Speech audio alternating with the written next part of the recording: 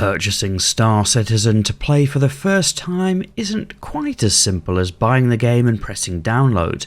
You first need to decide on a game package, of which there are many to choose from.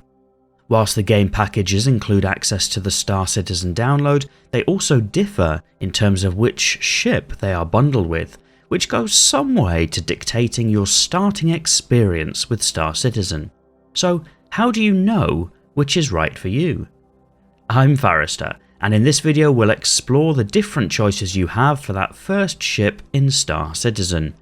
There are timestamps in the video description in case you're looking for something specific, and as ever, some of these game packages are not cheap, so you might want to do more research on full ship reviews before opening your wallet, many of which you can find right here on this YouTube channel.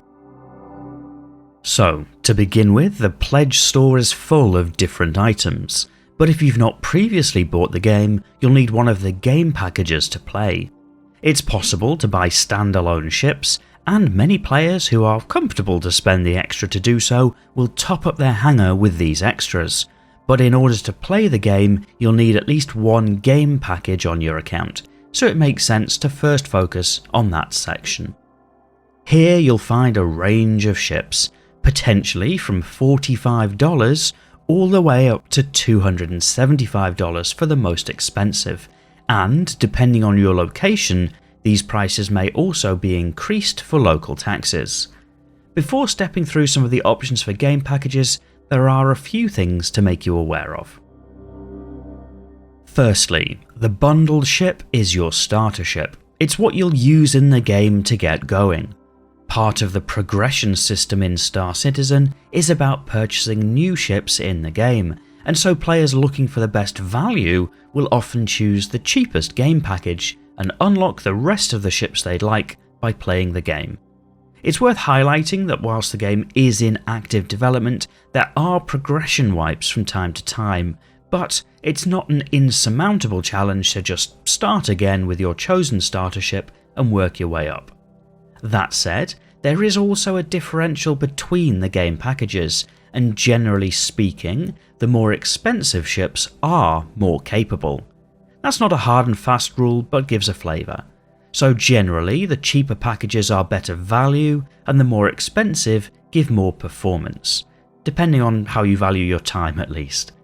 Be sure when you're creating your account to use a referral code, that'll give you a small bonus in starting currency. You can find my referral code in the video description, as well as a link to a randomizer which will give you some random other person's code. And you may also see written about ship insurance in your pledge package, usually 3 months for a starter ship. There has been a lot of discussion about precisely what this means, and ultimately, until the game is released, there are likely to be further developments on that front. But for now, it's not something that applies to anything currently in-game, so maybe something that becomes more relevant towards whenever the release date is. In terms of the ship choices available, the cheapest two options are the Mustang Alpha and the Aurora MR, both at $45 with a game package. Ship choice in Star Citizen is largely a personal decision, so feel free to do your research to find out more information. Of those two, my suggestion would be the Aurora MR.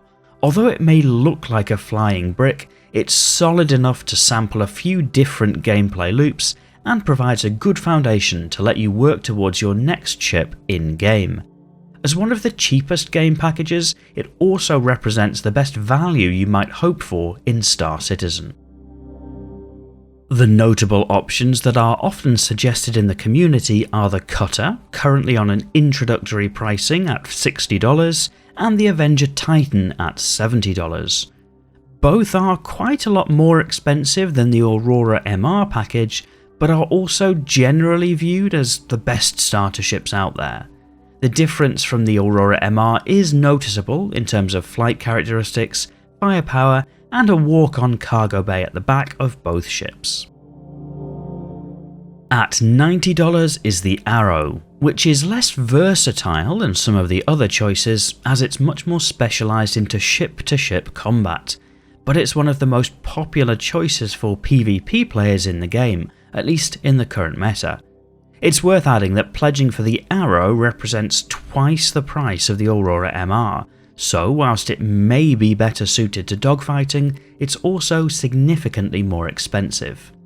And at $115 is the Cutlass Black, which is a good first choice for a small multi-crew ship.